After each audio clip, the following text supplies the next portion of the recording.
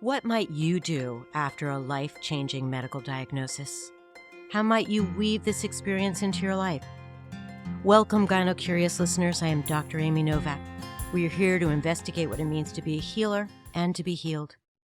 Melissa Eppard is my guest this morning. Melissa is an educator, breast cancer thriver and flat activist, a life and holistic cancer coach, a mom, and an entrepreneur. And with all that, an amazing woman doing terrific work. So I am so pleased to welcome Melissa in the studio this morning. Welcome. Thank you so much for having me, Amy. It's an honor to be here. I'm so glad. So all of us experience illness in our lives.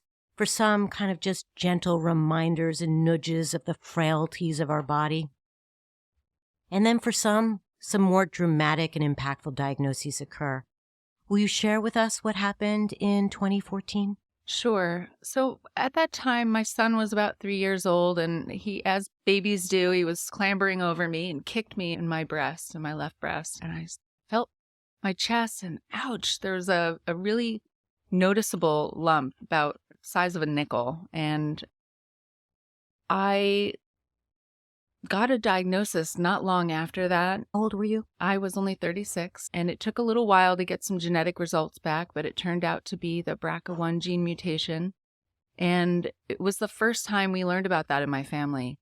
My mom's mom had died of breast cancer before I was born. She was only 58, but she had not gone to the doctor, had not really wanted to face her diagnosis, and so it was pretty far advanced by the time she went to the doctor. My mom never had breast cancer, and so we were really shocked to learn about that. I sought the opinion of 3 different surgeons. I don't know, at the time, I was really stuck with this idea that I had to keep my breasts, and could they do a lumpectomy, or exploring various options. And ultimately, I had to have a double-mastectomy, and I made the decision at the time to have breast implants. And I'd never heard about the option of remaining flat. And I might be jumping ahead in my story, but I'll just tell all the listeners You're that okay. We can weave back and forth. That's okay. I had implants for 5 years, and they caused me a lot of discomfort and pain, and really started to negatively impact my health. And so I explanted in 2019. And I now live as a flat woman. I don't wear any prosthesis. I'm an advocate for flat advocacy. And I think it's really important for women to see each other and to know that this is a valid option, that you can be healthy, embodied, and whole, beautiful, and sexual, and a full woman as a flat person. Yeah. Mm-hmm. It is certainly a conversation that is extremely difficult for persons experiencing breast cancer. And I guess I would say, one, it's a very individual decision, extremely individual. And it's not about age. It's not about, there's no judgment. Mm-hmm. It's what's right for you. And as you're pointing out, you made a decision that you then changed. And that's also okay. Yeah. And I meet women who will not have any plastic surgery after their mastectomy. And then 5 years later, do the reverse. Say, right, you know what? I think I want some kind of breast implant, and that I want to pursue that now. So for those of you listening, please don't let anyone make you feel like you have to make a decision here and now, that there is an opportunity. There are certainly, if you will, mechanical plastic surgery, surgical issues that come into play after a mastectomy, if you want or don't want to have plastic surgery. But those details we don't need to talk about today. But you should ask, of course, your breast surgeon, the plastic surgeon. Just keep asking the questions. So thank you for sharing that with us. I would say get a second opinion, get a third opinion. Absolutely. Talk to people with various types of reconstruction. It's really important. Yeah. And then I want to say my journey, anything I shared today is my journey and my way of healing and processing, and every person's journey would be exactly unique to them. Yeah. I'm always intrigued, curious, observant of that. Let's stick with breast cancer, but really any life-threatening disease process and diagnosis, that there are patients who say to me, I received this breast cancer diagnosis and now I am a coach. Mm-hmm. I am an educator. I am an activist. I participate in all kinds of forums. And then there are others who very quietly, gently weave it into their lives in a very private way. Has that been your experience speaking to other women? I never set out to become a cancer coach or a survivorship coach. But the funny story is I had worked with a life coach at the Omega Institute years ago. I was working at Omega. Prior to the diagnosis? Yes, prior to my diagnosis. And I loved it. It was so impactful. I felt like I moved through some blocks that I not to disrespect, therapy is wonderful and there's a place for it. But what I loved about coaching is it's very forward leaning. It's like, where am I now and who do I need to be to get where I want to be? Like, rather than looking. Yes, it's less about processing the trauma of the past and more about really making empowered choices and how you show up in your life now. And so my coach would challenge me to do things, push outside of my comfort zone, and hold me accountable for the things I wanted to create in my life.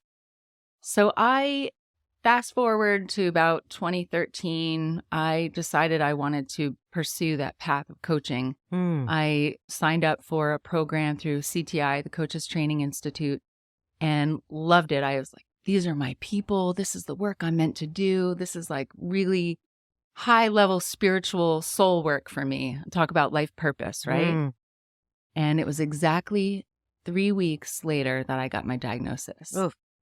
So everything came to a screeching halt Yeah. for about a year, and went through my surgery, 5 months of chemo, just rebuilding my health and life. And then I threw myself back into it. I remember going back to the city, like lugging my suitcase. I was still bald and just like exhausted and feeling like total like imposter syndrome. Like, what am I doing? And fell back into the fold with these people and knew this is what I had to do. But I get what you're saying. Back to your question, there were times where I felt like running from my past. Like, I don't want to be immersed in dealing with sickness and cancer. And there was something a little triggering about it. So I slowly got into that as my focus. I started out thinking I was going to help people with careers, just general like life purpose stuff, or helping moms or helping people with blocked creativity. But no matter what, survivors were finding me. I was getting referred to people, just talk to my friend. She just got a diagnosis. And I was asked to moderate a couple of cancer support groups in the area through the oncology support program through Health Alliance. I also moderated for breast cancer options. So I just couldn't escape it. It just was still very much a part of my life. Yeah. Then I found a huge online community through like Facebook and lots of groups, thousands and thousands of people out there looking to build community and find support. Yeah. We all process illness differently. And again, some people find it extremely healing to talk to others and be in community, and others do not. And I don't want to make any judgment about one way or another. I think we all have to figure that out. But I'm so grateful for the community that you are out there and that you've been so forthright and honest about your own experience. Because it is not easy to talk about baldness, being flat, chemotherapy. These are often, as you use the word trigger, these are triggering experiences personally, and then, of course, in community. So when you can find someone who can empathize, who has been through the same experience, it can be so helpful. The other thing I found as a survivor, thriver, when I was going through treatment, there were so many people rallied around me, offering support, asking how I was. Then as soon as my hair started to grow back in and I was getting out in the world more, I didn't look like a cancer patient anymore. It was like nothing happened. And I wasn't prepared for how hard that first year or two after treatment would be. There's like this great need for the people that are trying to rebuild their lives, but the old life doesn't fit anymore. And they're still dealing with trauma and still trying to figure out their finances and who am I now? What do I want to do? What do I do with this experience? And that is who I felt called to help, because I have that lived experience. Yeah. It's bear with me, it's kind of a silly analogy, but it's a detour in a road. And, most detours bring us back to the highway. Mm-hmm. This is a detour that doesn't bring us back to the same highway. It's a different experience, right? Yeah. Yeah. It's a trip you don't really want to take. Yeah. I remember a dear friend of mine saying to me, there will be gold in all of this. You're going to mine the gold from this experience. And I hated that phrase at the time. But now in retrospect, I really did gain so much personally from my diagnosis and all the choices I've made since. Yeah. Mm-hmm. And people talk about the gift of cancer. I too am not sure how I feel about that word for sure. But even if it's painful, these painful lessons, they're lessons, right? Mm-hmm. And so much of our life is learning from hardship. Yeah, right. Yeah. And pardon me, not to diminish the experience of cancer in any way. It's just that so often as human beings, that's part of our learning experience, right? Right. Yeah. So I was thinking about you and I was thinking about this flatty activist or activism that you do. Can you speak a little bit more about how that works? Wow. So I could start with my own personal story of going back to my plastic surgeon who placed the implants. And so what happened, I developed an infection on my right side, the non-cancerous side, a week after my double mastectomy. And it created this hard capsular contracture, this big round softball of a breast. And I lived with that for 5 years. And over time, it just got harder and started to contort and poke me in the chest wall. And I couldn't sleep at night. It felt like a cigarette was like burning me. Oh, gracious. Like trying to sleep through that was horrible. And then I had some other symptoms that I just chalked up to residual chemo brain, like, just long-term survivor side effects. Mm-hmm. I was at an event and somebody raised their hand and said they were thinking about explanting. And I was like, she shared this concept of breast implant illness, which isn't widely accepted in the medical community. Mm-hmm. And I read through a list of symptoms and I could check off so many of those symptoms. So would you like to hear some of them? Yeah, okay. yeah. So I had like chronic dry eyes and dry mouth, really bad brain fog, terrible recall. Words couldn't come to me or memories. People would tell me about something that I did, a place where we were, and I felt like I had a Swiss cheese memory, like big chunks pulled out of my past. And then I started having heart palpitations, just sitting on the couch watching TV, really weird, erratic heart rate. So I went back to my original plastic surgeon and I asked him if he could take my implants out. Could he make me flat? I showed him some pictures because by that point I had connected with this group. There are a lot of Facebook groups, Fierce Flat Forward, Flat Fantastic Fashions. There's so many. I could give a long list. Mm-hmm. And these women, there was an organization called Not Putting on a Shirt. This woman, Kimberly Bowles, had experienced flat denial where she asked her surgeon to make her flat at the initial double mastectomy. And he left all this extra skin just in case she would change her mind, which was heartbreaking. So this brave woman stood outside of the hospital, outside the surgeon's practicing office, and with the sign, and she just stood there and allowed herself to be seen. Like, this is not acceptable. Wow. With some information and pictures and my own questions, I went back to this surgeon and said, "Can you make me flat?" And my husband joined me, Joey, and he just waved his hands at my chest, and he looked at my husband and said, "How would you feel if someone ripped up one of your songs?" My husband's a musician, as if I wasn't even there, as if I was just a reflection of his handiwork as a surgeon. And I said, "Well, are you able to make me flat?" "Oh, I only do that for people with gender dysmorphia," which was just appalling to me. So I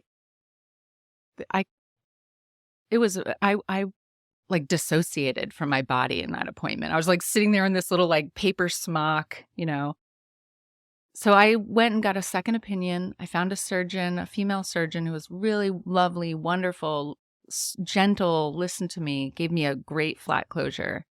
And I started to speak out about that experience with the surgeon. And then I found so many other women with similar stories.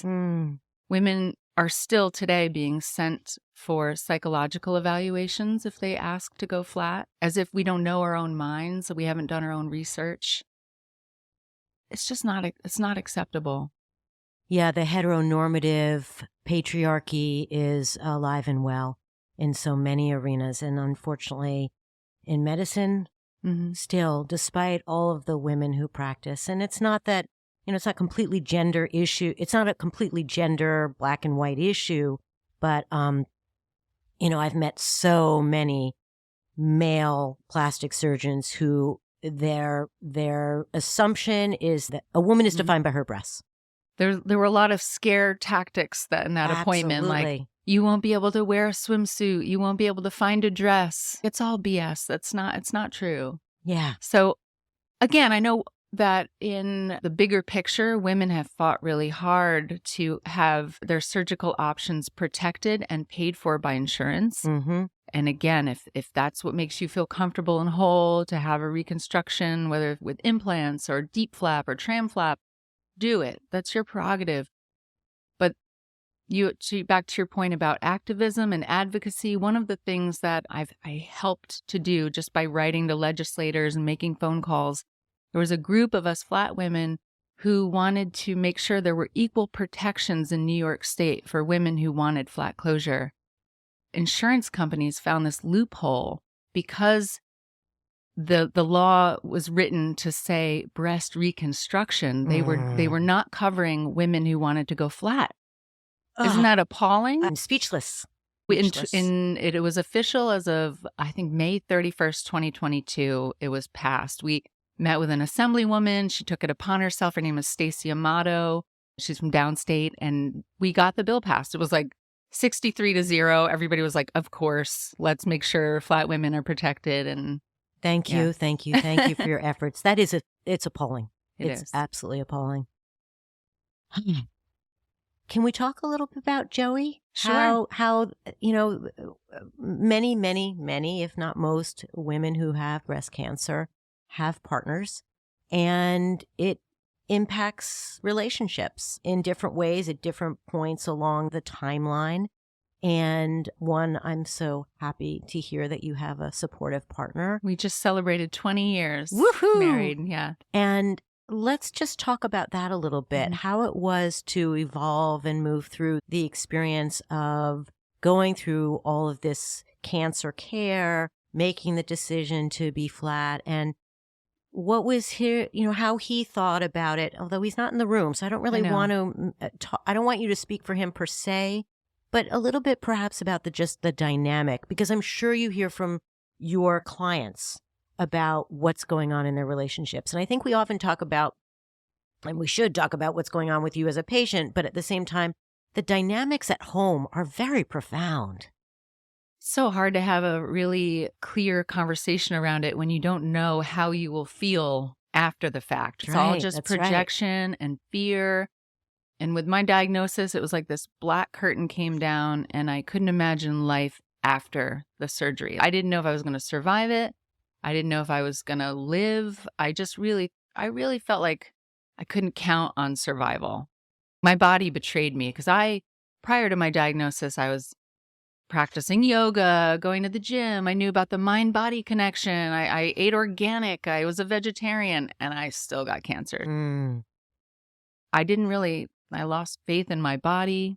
And Joey's amazing. He was such a rock for me, almost to his detriment, though. I see him, like, now I know him better after being married for 20 years. Like, he really just takes everything in and processes it through his music. And he had a lot of his own health issues that arose out of the stress from that, like cardio stuff. And sure, I feel like men really need support too. Caregivers really need support.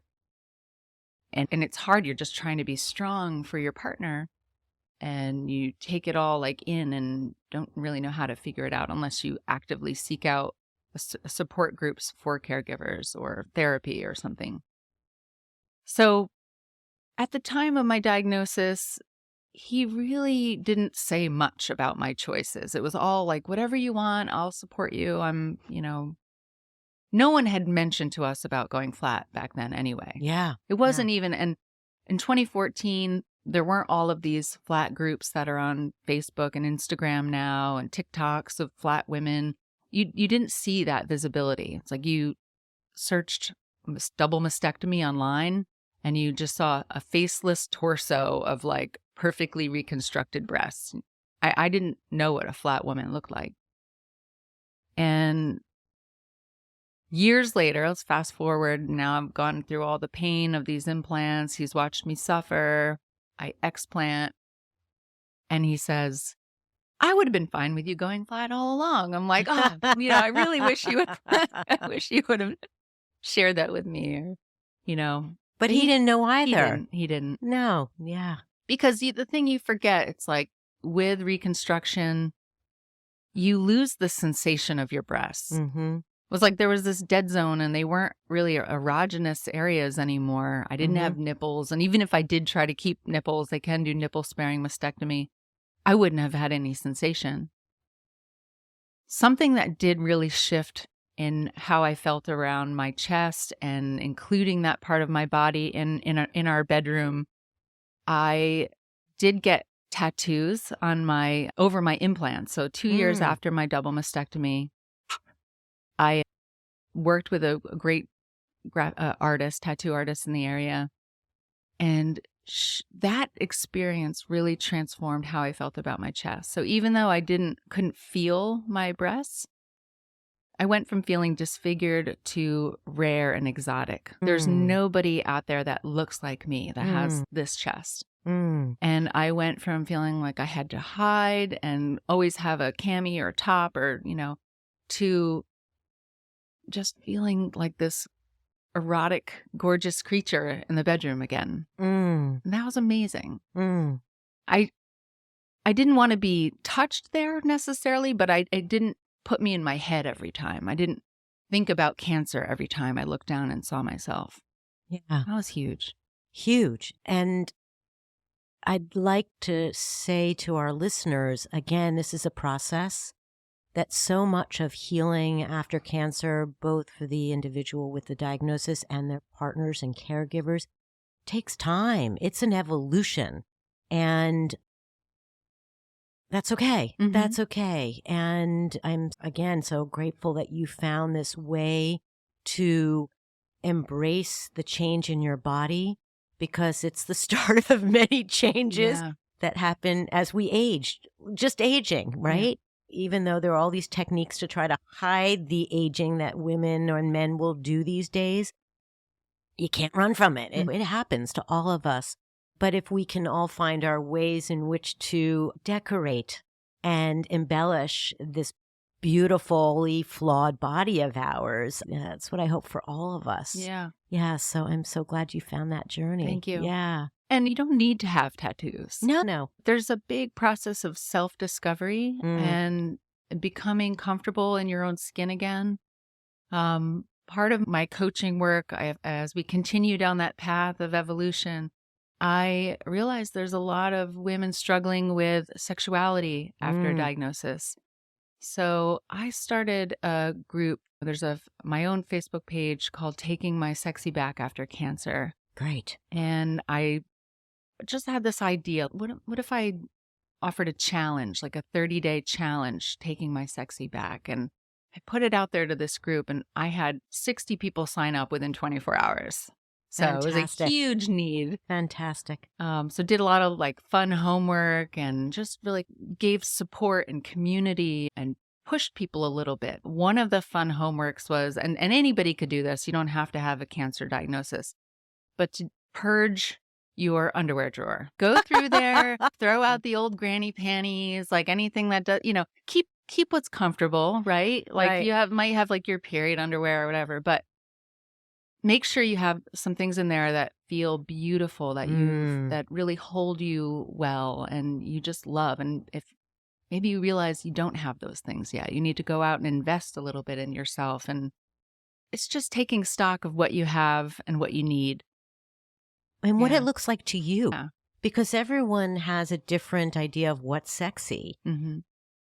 Not only looking out, but looking in. And I meet women in the app who've never had breast cancer or any breast surgery who talk about how their breasts are not erogenous zones for them. Mm-hmm. You know, Right. you touch another part of their anatomy, and that's where pleasure and orgasm comes, but never their breasts. So that from the get-go, we all have different maps, if you will, Yes. of erogenous zones. It's not a set menu, if you will. Right. But I love the idea of through our lives, because we're always learning about our body, of taking stock of what does sexy look like to me, and it can be it could be a discussion with your partner, but start with yourself, right?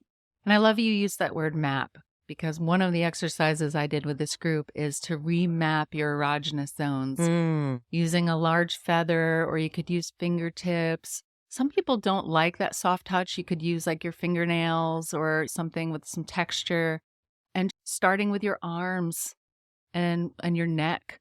You know, if you really don't like your chest touched, or if that's still too triggering for you, just explore and do this on your own, getting to know, having this dialogue with your own body before you are putting pressure on yourself to try to perform or explain to a partner. Like, you need to know yourself first. Yeah.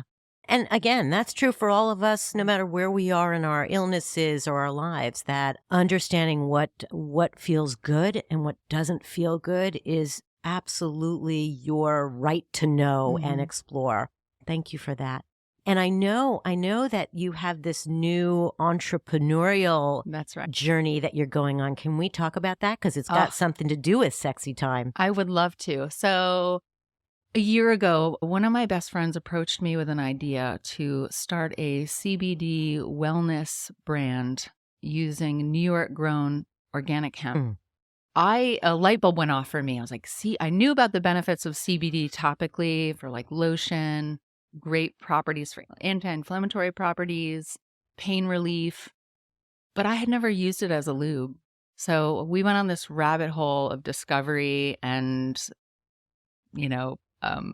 pleasure play, and it was a lot of fun R&D. So we tried every CBD lube we could get our hands on, and a lot of them sadly fell short. They either had weird chemicals that you couldn't even words pronounce. you couldn't pronounce, right? Or they smelled weird or tasted bad, weren't organic and clean. So we had really high criteria that we had to meet. So we launched officially last month Upstate Mary. Woohoo! Thank you. And so we've got 3 products that we're starting with. We have Friday, which is our arousal oil. And we have Slide, which is just a CBD and an MCT coconut oil. And then we have our Hunter Melts, which is CBD and cocoa butter. So, some people don't like coconut oil. You can use the melts. And are these the Catskills that we're talking about? Yes, we've Hunter? named them after the high peaks, right? That will play on words. That's really cute. Yeah. That's really cute. So we partnered with an organic farm, multi-generational woman-owned farm. So where are they? They're in the Hudson Valley. So we're everything in New York grown, woman-owned, woman-grown. Great. I'm just so thrilled to have this in my life now. And I feel like we're going to help so many women. And I actually brought you a little sample of our Friday arousal oil for you to try. Very excited. Yeah. Thank you. Oh, it's beautifully packaged. Yeah. Everyone out there who can't see what I'm looking at. It's got a little gold topo map in there. Oh, it's beautiful.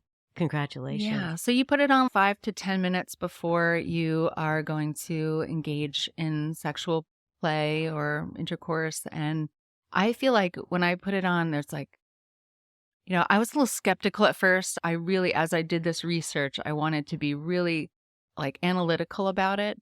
And so I would put it on with no intention of having sex, just see what happens to my body, what's the response.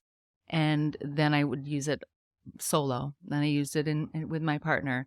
We went through many rounds of different samples and formulations. This, I feel like when I put it on, it's like my body's like, hello, I'm ready to play. Hello. So you massage it on your labia and your clitoris. And can it be placed intravaginally? Yep. Great. Yep. Great. And I think it's just going to help people so much. It helps with increasing blood flow. So I can't make any medical statements, obviously, but CBD is known to increase blood flow, decrease inflammation, produce feelings of calm, and then there's also the arousal properties in the botanical blend that we put in there too. So people are probably asking, are they going to get stoned from this stuff? No, this CBD is, the required less than 0.3% THC. You don't feel high at all. We may down the road, incorporate a THC version of this, and it would only be available through your local dispensary. But we're still in the R&D phase of that. Wonderful, so, wonderful. Yes. I'm going to bring us back. Congratulations, yes, and I you. cannot wait to try my Friday. So one of the things I want to point out is when vulva havers have had breast cancer and need chemotherapy, is that it's not just a change in their breasts, but it's often a change in their pelvis. That's right. And so so you say that's right. What do you mean? Because we want to make sure people understand, one, what might have been the inspiration for this. I'm sorry, I was holding up Friday. Yes. And talk about those changes as well. So I went through menopause twice. I first went through chemopause, like as soon as chemotherapy started. It was like a light switch went off, and just I have really like very little sex drive, but also hot flashes, vaginal dryness, you have tissue thinning. Chemo ended. My cycle started to come back online. And then because of the BRCA1 gene, I had to have my ovaries removed. So again, light switch. It was really hard for my relationship, to have no libido. And for intercourse to be painful because the tissues are thinning, because you're very dry. So this is where having some support, or even conversations around it to talk about it and normalize it. Did that answer your question? You asked me the question again. Yeah, no, what I want to point out is that so often I say on this podcast that illness can be systemic, and that when we talk about breast cancer, we're not just talking about the breasts, and that it affects our mind, our body, our soul, as you've pointed out. But if one has chemotherapy, it can often affect the vagina and the vulvar tissue. And if one experiences this chemically induced menopause with chemotherapy, then some of the symptoms of the menopause come with it. And that can be vaginal dryness, irritation with penetration, hot flushes, etc. To compound, healing from surgery can be this experience too. So it's a lot to hold. It's a lot to hold on to and then move through. I had a wonderful oncologist, but I remember asking him about these changes in my body, or as we began chemo, what could I expect? And I don't know if I made him uncomfortable with my directness, but he said, "Oh, you're not going to have the energy for that." And that just wasn't satisfactory. Like I can't imagine why. That was not going to work in my marriage. It's really hard. And think about people that are single and dating. And then in my cancer support groups, sex came up in almost every meeting. People Absolutely. would want to talk about it. Absolutely. So. It just so strikes me that, oh goodness, so many of my colleagues they're great scientists, and they know how to do surgery and they know how to give medications, but they're not great communicators. And I think also particularly oncologists, their focus is keeping you alive. Right. And that's the priority. And it's a very reasonable priority. But people live often after cancer today. Thankfully, we have a lot of treatments. And so people are long-term cancer thrivers, survivors. And so we need to address lifestyle. We need to address what it will feel like after this major event in our lives. And then what about the fear of recurrence? What do you tell women when they come to you and they've had only cancer in one breast, but we know that increases risk of cancer in the other? How do you help them through that fear? Really, it's like being in that dark night of the soul and really having to talk about it, process it, be with it, not push it away, not compare yourself to other people, or compare yourself to an earlier version of yourself, right? It is a process. We get tired of saying that word process, but you learn your triggers, you learn self-care, resilience happens over time, right? You start to get your footing again, where every little toothache and headache isn't cancer in your mind. It's almost like exposure therapy of just like living. I'm going to get through this day and the next day. And then finding like the activities, the people, the places that sustain you, that help fill your cup and give your life meaning, like really investing in that. Yeah. And time does help. It does. The longer that one survives, the longer, I think the less that heaviness, the shadow is a part of your everyday. I don't think anybody ever forgets it, but it's just less oppressive. And I don't want to end on a gloomy note or anything, but hello, we're all dying, right? And moreover, tomorrow, one never knows what that car across the street is going to do. It's true. It changes how you show up today, though. Yes, right? it does. And I don't want to live every day being afraid, and I want to be really present in my relationships.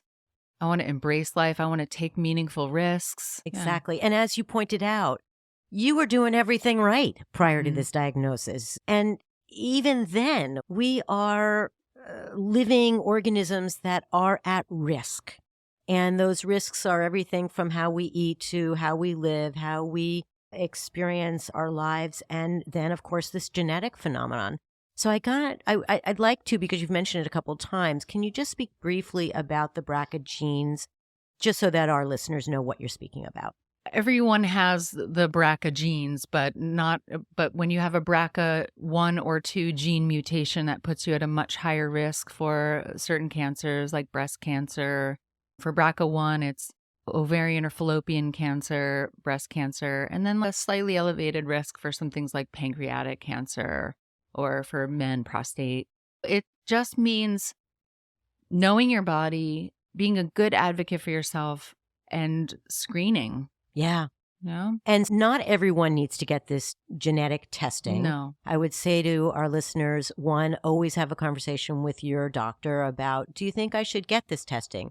And the decisions are based on family history, personal history, age. We don't test anybody under 18.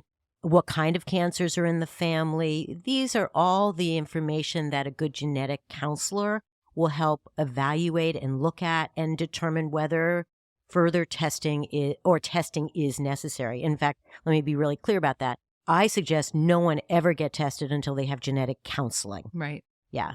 And what's interesting too, I was at a breast cancer symposium, and from 2014 when I was diagnosed to like now, there are over 100 different genes associated with breast cancer. Not to scare people, but just to say that the science is developing and we're learning. And as we go, we learn how to respond, and different innovative therapies like immunotherapy is amazing. Yeah. I've just seen the progression in the last 10 years is mind blowing. Yeah.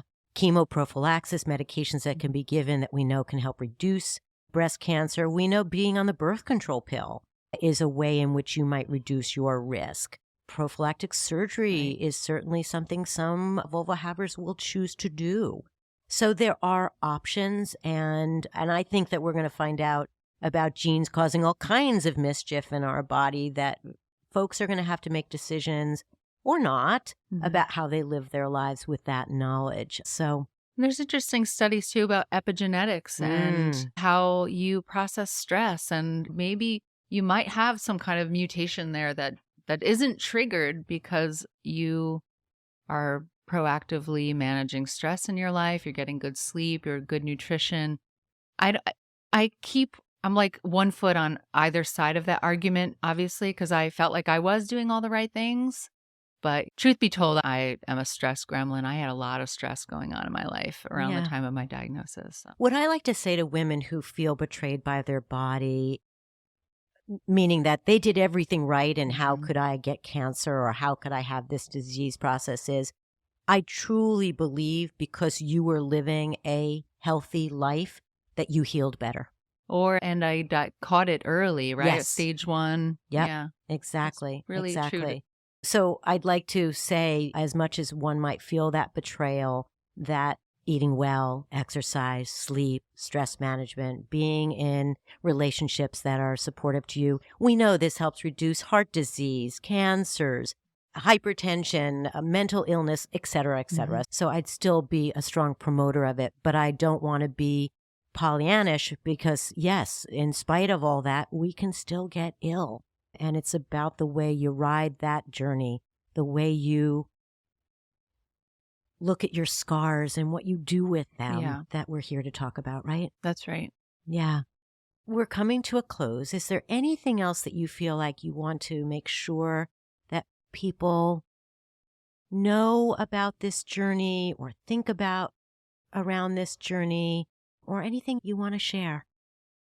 Everyone will make their own choice, but I would encourage people, if you are facing a medical crisis, to reach out and get support. I do know there are people that find it really hard to ask for help and to be seen, and it made a world of difference for me in my healings to receive support and learn how to ask for help. Yeah. Yeah. Great. Thank you. I can't thank you enough for joining me today, Melissa. Thank you so much, Amy. It's been wonderful talking with you today. And I'm so glad that you continue healing. Thank you. Yeah. Thank you also to my listeners and to my producers, Jen Hammoud and Matty Rosenberg, for making this podcast possible. Please join me each episode. And if you like what you hear, subscribe, follow us on whatever podcast app you're listening on. Please consider going to Upstate Mary and trying out the products. There will be more information on our website about those wonderful products. I'd love to hear from you. Please email your questions and comments to comments@radiofreerhinecliff.org or call us at 845-307-7446. Until our next conversation, please be healthy and remember to relish your instincts and intuitions. They are tremendous teachers, not to be ignored. Be well.